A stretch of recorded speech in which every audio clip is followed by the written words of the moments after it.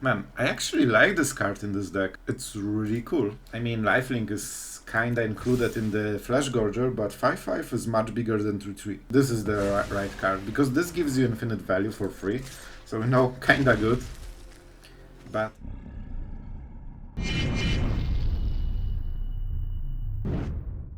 Hello everyone, it's Sloth here, and today mono black, but this mono black is a bit different than what you learn to hate on the ladder. Even though, I know, we play Invoke Sheoldred and Trespasser, I know, but we also play the Fleshgorger, and those cards, this is 3-drop, this is not really a 7-drop, though you will see it as a 7-drop today, and it will be glorious, I'll tell you that. So, Gixian Puppeteer, this is the biggest card, that's why we cut Sheoldred, and that speaks a lot. This is a 4-drop that has decent stats. We don't care about the passive too much, but when this dies, another target creature card with mana value 3 or less comes from graveyard to battlefield. This is our main key for the deck. We want extremely good 3-drops like those two. 8 cards in total, and then when they die, we play Puppeteer, and whatever opponent attacks, we just trade and get it back. And also, this was one of the biggest ideas for the deck, because the ward means that your opponent will pay a lot of life. When he kills it once, then he kills it twice, it's already 14. Trespasser can drain directly as well, and it's also your exile effect. So at some point, your opponent might deal with all of those, but he will be so short on life. That's where the Sheoldred comes. Gixian Puppeteer as well, because if we have Invoke Despair, we will draw more than one card. We also have one Bankbuster to keep triggering at every turn. But the point is that he will have little life, and at some point he should be in range of 4, 6, something like this. And that's where Corrupt comes in. And you will see some sweet lethals with Corrupt. Also, for the reason that this is mostly a creature deck, Gix Command actually makes a difference, and it can be a good card in this deck. You will see it in action, so you can tell for yourself, but man, it definitely contributed a lot. And the rest of the deck is just removal. My idea is that I don't really want to content 2 drops, or content, words hard, 2 drops, so I just want to keep the board clear for first 2 turns. That's why we run 9 removal, and then we just follow up with our better 3+ play. That's the idea for the deck. I think you will like it, and just for reference, I'm not sure how competitive it is. Like, we were winning decent amount of games, but I'm not sure if that's the best build. Maybe there's some tweaks to be made. So, you know, fair warning, I like the deck, I think there's good strategy to it, but, you know, if you want to go to top 10 Mythic, I'm not sure if that's the choice. So, if you appreciate this kinda fresh, I hope, idea, don't forget to subscribe, it really helps the channel, and all the comments and all the support really goes a long way. So, huge thank you for this. I'm honored to have you guys on the channel. And with that being said, let's go into the games, and I hope you will like them. Alright, so this is much better on the play as usually, but on the bright side we get more cards. So as long as he doesn't go 1, 2, 3, we should be in a decent spot. Man, if he doesn't have a 2-drop, that's so great for us. Yeah, we have time. Now we can cut down whatever he plays. I hope it will be cut downable. If not, we just trade with the 3-drops, right? Oh, he won't like it. I like the card, but, you know, it dies to cut down. The ultimate roast dies to cut down. I think, given there is a creature in the graveyard, I will go with Trespasser. It also forces him to play something in case he, you know, likes flesh creatures, played at the end step. Alright? So, first things first. Let's do the Smork. Smorky Smork. Unfortunately, we cannot drain. So this will go very, very quickly. So we need to go fast. We need to go Sonic mode right now. And this has Menace, so it will deal damage a bit more consistently, I guess. We cannot really draw cards right now. I actually think this might be better.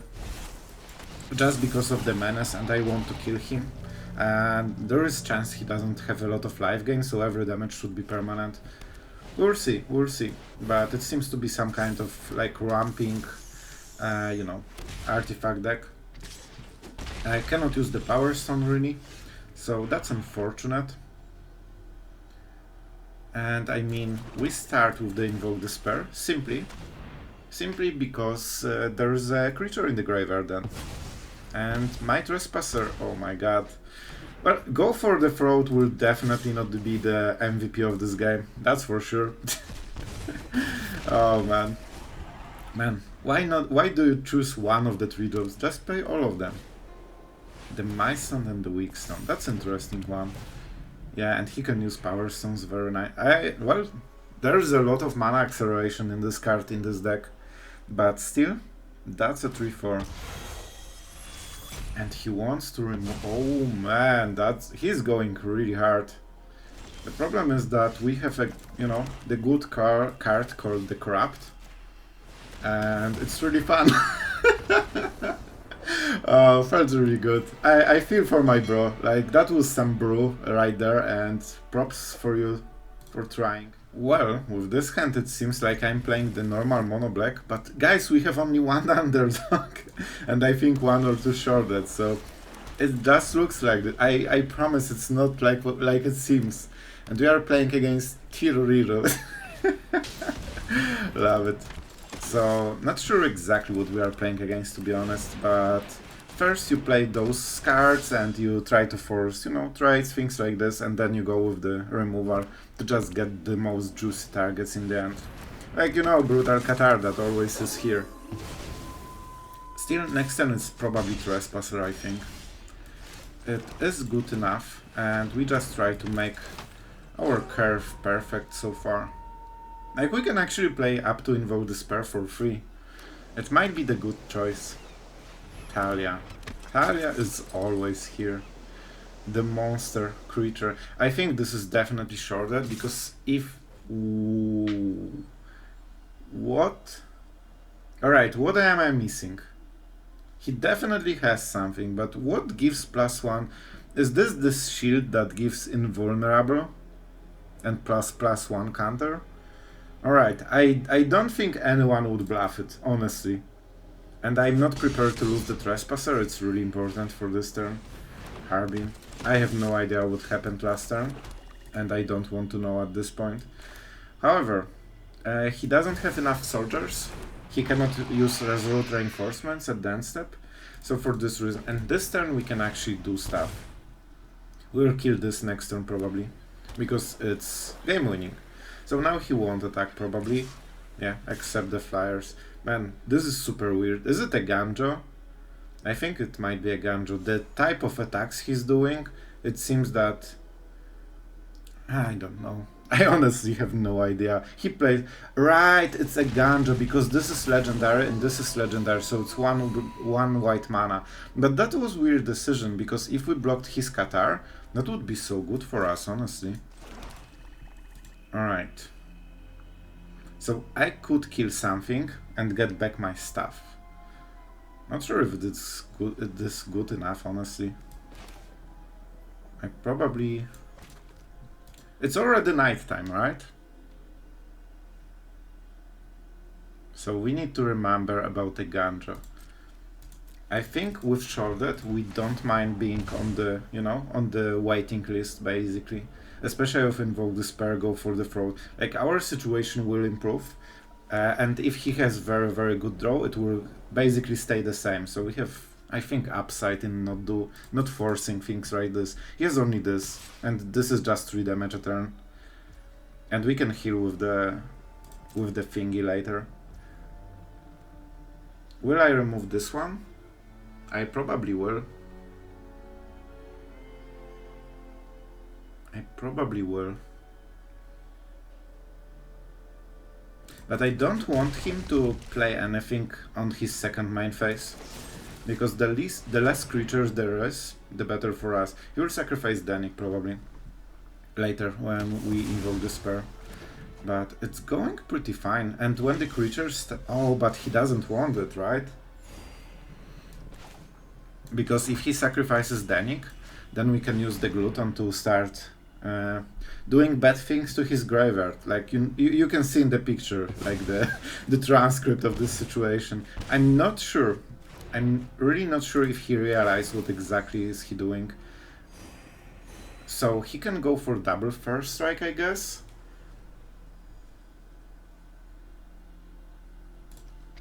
Is it worth it to exile Danik? I think it is. Oh man, I'm not really sure.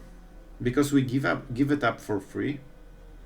But then he doesn't get cards from Danik, doesn't get the flyer. I think if we trade, he has 2 cards, we have 4.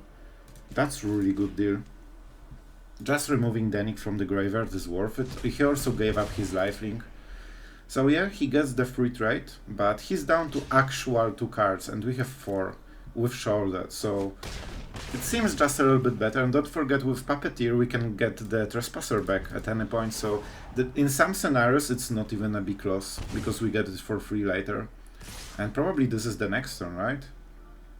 Alright, so that's still a Ganjo. The Ganjo is 2 mana, by the way, because this is legendary. Danik. Okay, 1 mana Ganjo. Recruitment Officer is really brutal. I mean, I love to see it. So this will be Recruitment Officer and Brutal Qatar. Yeah, I don't want it to come into battlefield this turn. I for some reason don't remember. Yeah, it works like this. So this way we can attack with the Sheoldred this turn, and we also get more HP by drawing cards. So it was better decision. I think Recruitment Officer is just so huge here. Alright, can he kill Sheoldred? Not really. If we attack, he will block with Danik and use the Ganjo, right? So we cannot really do it. It will... Alright, if that's Misery's Shadow, we can as well do it. I don't expect counter spells. If he has them, alright, he got me. That's all I'm saying. This way we can exile. I don't think it will make a huge difference. We cannot attack with Sheoldred because of a Ganjo. That's his last card, so this is a Ganjo, in my opinion. Otherwise he's bluffed the hell out of me, but I don't think anyone would bluff at this rank. Not so hard, at least. And as you can see, we can safely ignore all of the damage as long as Sheoldred is dead. Yeah, if we attacked anytime soon, or we blocked any of those attacks, we would lose Sheoldred and we would lose the game. That was clutched. I really like this one. Alright, so our opponent goes first. We have a cut down, that's really important, because generally we are going for the 3 drops. So we want to make sure that it comes into empty board, or just we aren't super behind. That's why we play so many removals. That's a good start. Like, that's something they need to answer. And then it's more likely the Trespasser, and most likely the Puppeteer will come through. Puppeteer is basically the play you want to make sure that it goes through. Trespasser, so I wonder how many of those things they have. Alright. Well, it lines very bad, so we need to do it like this. And let's go for the Tainted Adversary, even though it means we cannot resurrect it. When the Trespasser dies, we will. And I'm pretty sure something will happen to our cards at some point. Well, that's a Sheoldred. We draw a card. It's not the worst. We can double remove, so as long as they don't play another card, we should be fine. We can also go to... Yeah, we can go to the next phase, right? That's actually pretty good. So we switch to nighttime. That will help a little bit.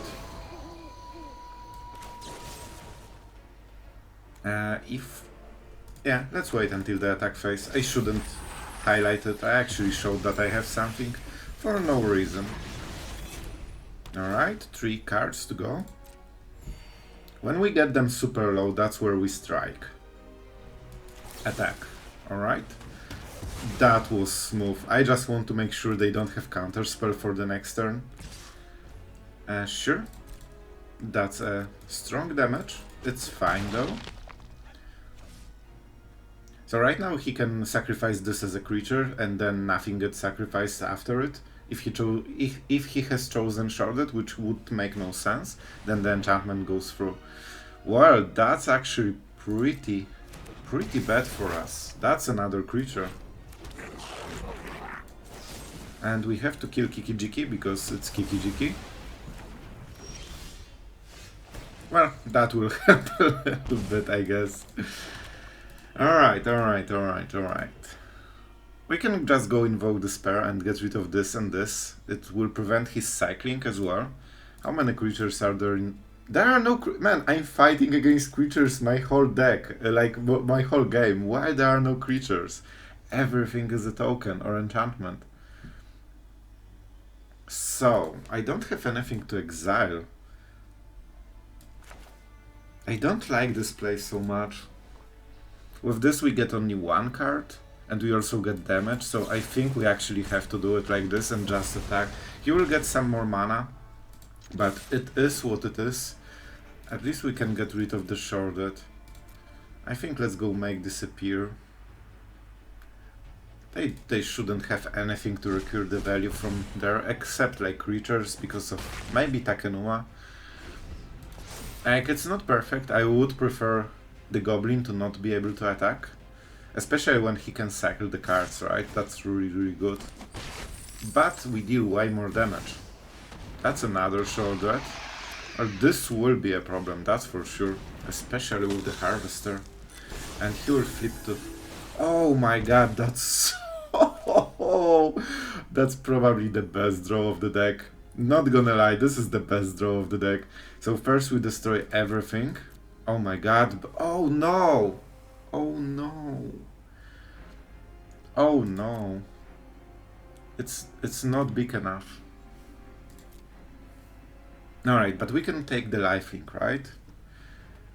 And we can force him to sacrifice the goblin. Oh my god, that's not good enough. That's not good enough. We don't have anything in the graveyard. If I attack, he will block, but it doesn't give us anything.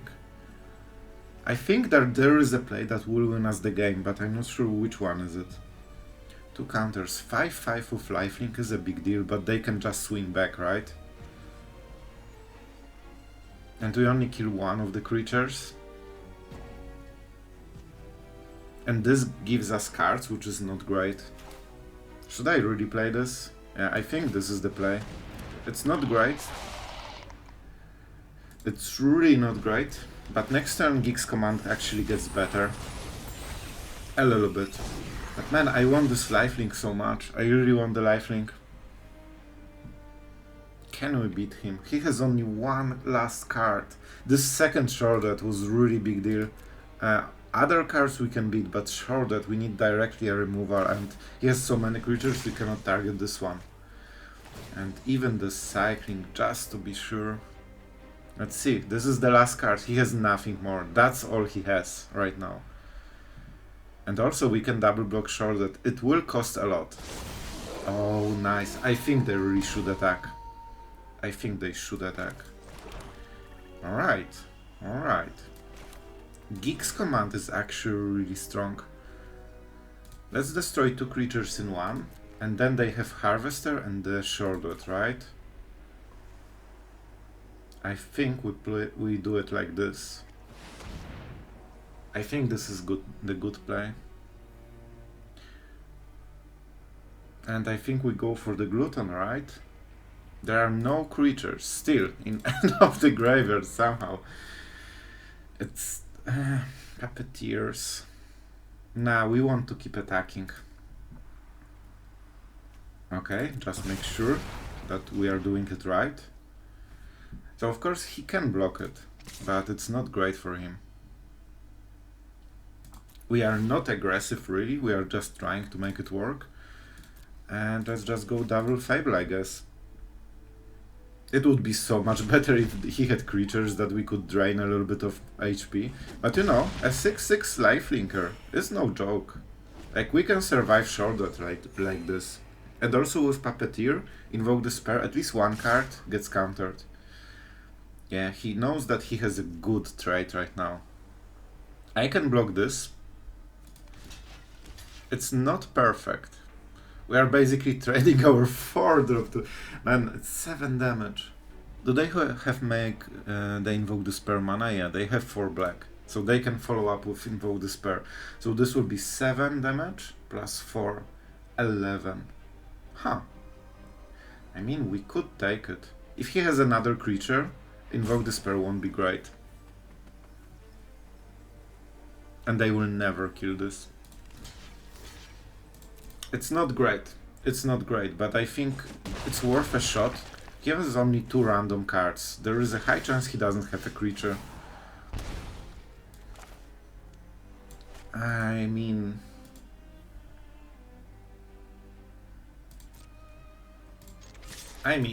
Why not? It means that Sheoldred is in the graveyard, I know, but it's still worth it, and we have 2 creatures. That's a lot of lifelink. Oh, the lifelink is until end of the turn? Ooh, I should probably read my cards. I hope he doesn't have make disappear. That was a real problem. If he had it, we would be kinda not happy with the results. But you know what? 8 attack 3-drop is definitely helping the situation. Cut down, sure. Actually was on the verge of playing it for the blitz cost, so I'm absolutely fine. And we don't care about this one. Toughness and attack on the Trespasser, it's lethal anyway. And we force him to basically skip all the cards. So we can go for the oh, you know we have to do... Oh, that's glorious. It's so perfect, and he cannot kill it because the ward kills him. Oh, that's perfect. So, see an underdog? The point is, he cannot kill our Fleshgorger because he cannot pay the ward. He doesn't have enough life to pay. So he can actually not even click it because you need 7 just to have this option available. So the boom is coming up. Not gonna lie, Fleshgorger was really good draw. Sheoldred would close the game as well probably, but this one is just glorious. And he even cannot block with the Upriser because of the menace, and we also stabilize up to 15 damage. So I think this is the salt mode. So guys, we got the full 3 times rope. It seems the salt is coming out of our meta Grix's friend, and that's always a good sign for your deck. If you build something and you see, you know, meta decks rage quitting, that's a really good sign that you did something right.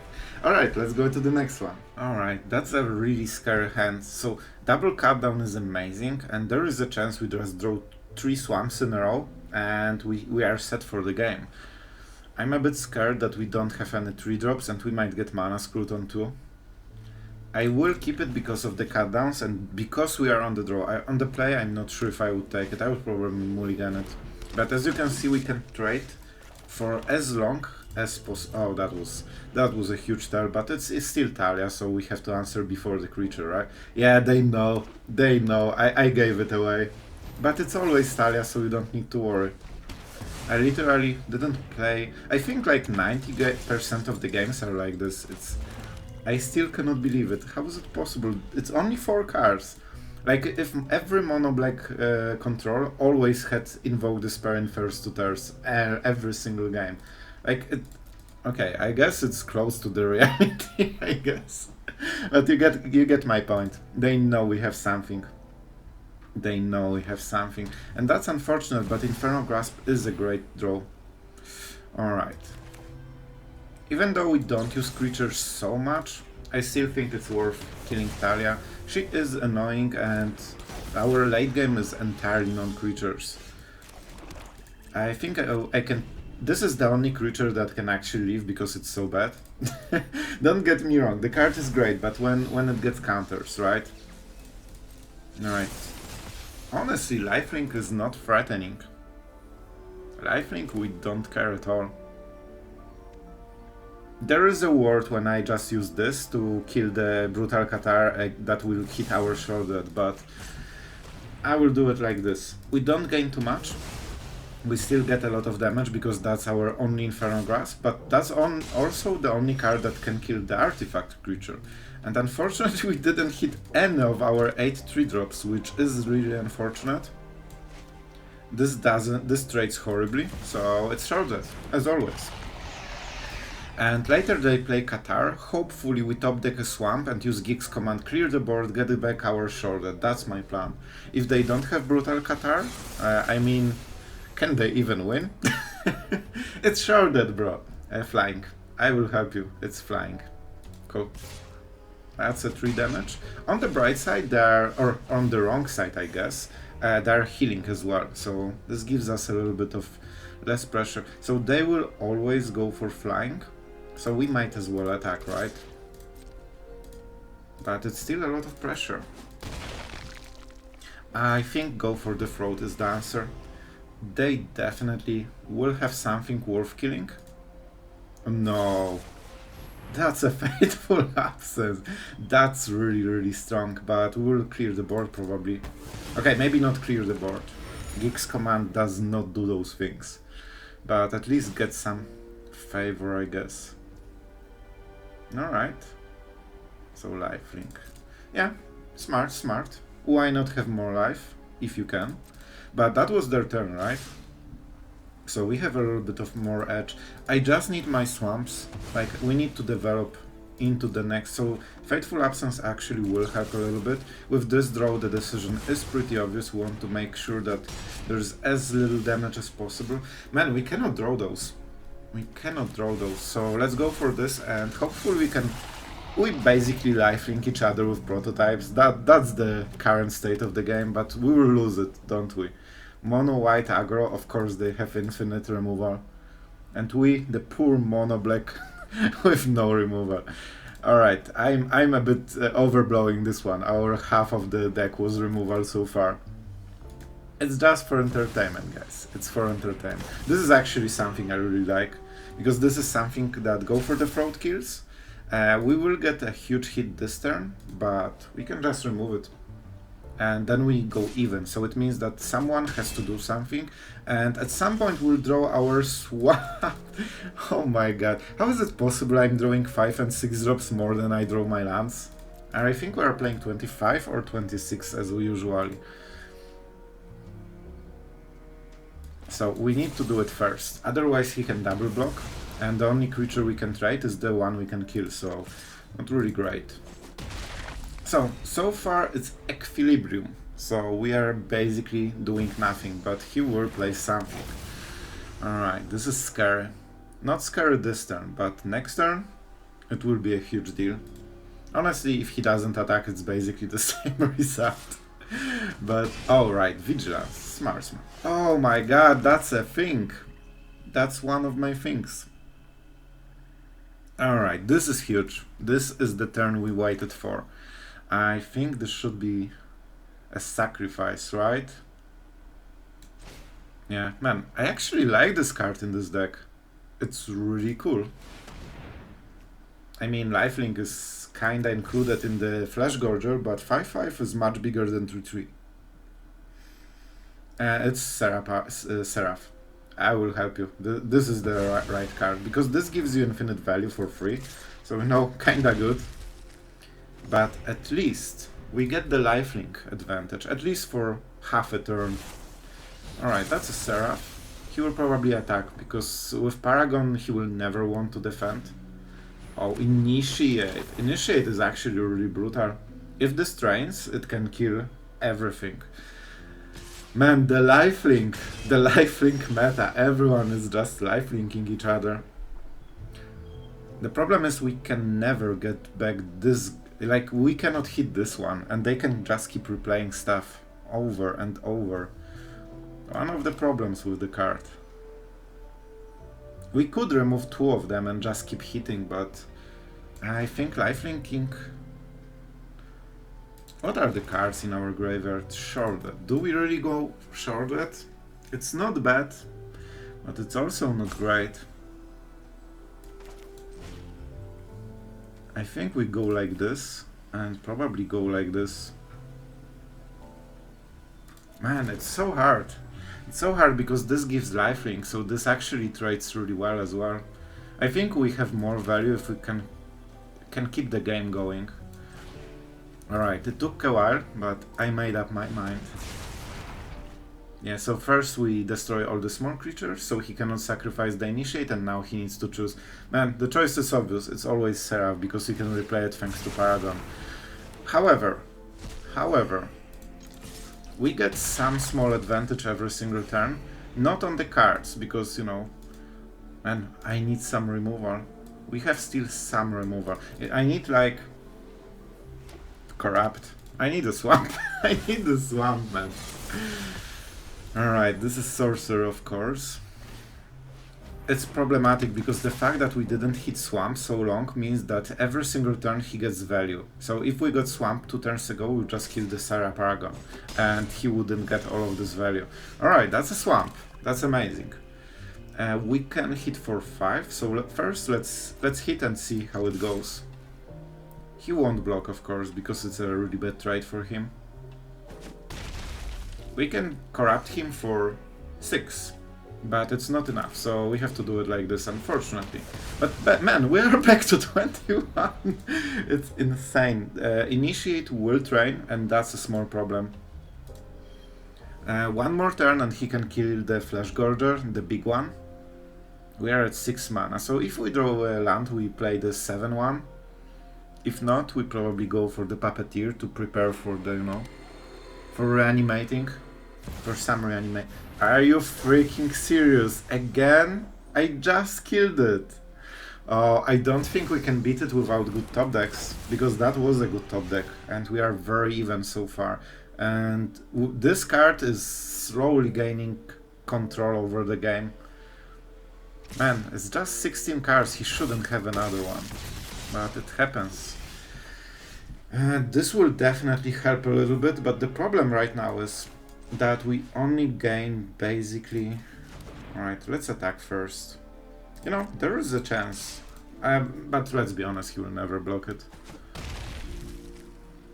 21. Like, we are really doing nicely on the lifelink department. That's the problem. He can just do it for free. So as long as we don't develop the board into something more scary, it's not doing anything basically. We still have Corrupt, but what will he play? Probably this one. This is super strong. Yeah. Man, the second Paragon was way too much because we didn't draw like another removal, like go for the throat. Like we have to go for the throat still. But to be honest, it's easier to draw your second... Man, but they don't play 4, they play like 2 or 3 usually, I think. So yeah, that's actually a really lucky draw, to be honest. And I think that's what made the game. Alright, so we can make a lot of Fleshgorgers. We can attack. I'm not sure if it will be enough. But you know what? We actually need to play like this. And the Puppeteer. So we can block a lot of damage. This is just 10. And they cannot pump it anymore, right? So we can get this one block on this turn. So I don't think it's close because all of his cards basically have lifelink. Man, we dealt like 40 damage this game and he probably dealt like 45 or something like this. But we are just trading HP basically for the full game. But yeah, it's hard to beat 3 cards every single turn. And yeah, we were slow on this one draw for Corrupt. So the first one got so much value and the second one was... I mean, this is pretty good. Alright, that was a good game. I should make a good game, but I didn't like to see Qatar, to be honest. That was rough, but I think that was really close game still.